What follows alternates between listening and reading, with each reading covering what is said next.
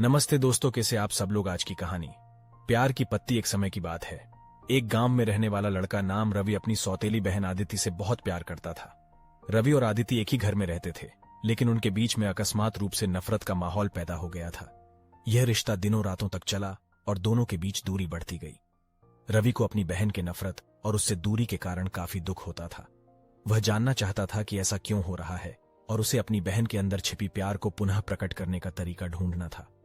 रवि ने फैसला किया कि वह अपनी बहन के मन की भावनाओं को समझने के लिए प्रयास करेगा। उसने अपनी बहन के साथ वक्त बिताना शुरू किया और उसकी बातचीत को ध्यान से सुनने का प्रयास किया। रवि ने अपनी बहन के साथ विश्राम के समय खेलना शुरू किया और उसके साथ बातचीत करने का समय बिताने का प्रयास किया। उसने उसे संवाद में सम्मिलित किया और उसकी बातों का महत्व दिया। धीरे धीरे रवि को लगा कि आदिति उसे समझ रही है और उसकी नफरत के पीछे के कारणों को समझने की कोशिश कर रही है। आदिति ने उसके दिल की बातें सुनी और उसके आसपास के परिवेश में होने वाली टकराव को समझने का प्रयास किया।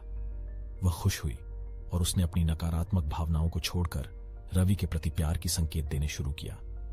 रवि ने अपनी बहन के साथ प्यार और समझ का एक नया रिश्ता स्थापित किया। उनकी दूरी कम हुई और दोनों के बीच दोस्ती और प्यार की बातें चलने लगी। रवि ने बहन के सपनों, उम्मीदों और चुनौतियों को समझने के माध्यम से उसके अंदर छिपी प्यार को जगाने का तरीका जान लिया।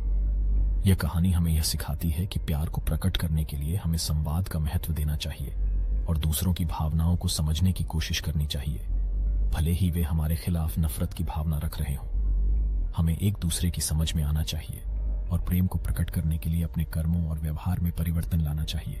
हमारे संबंध और रिश्तों को मजबूती और प्यार से भरने के लिए हमेशा उत्साह रखना चाहिए।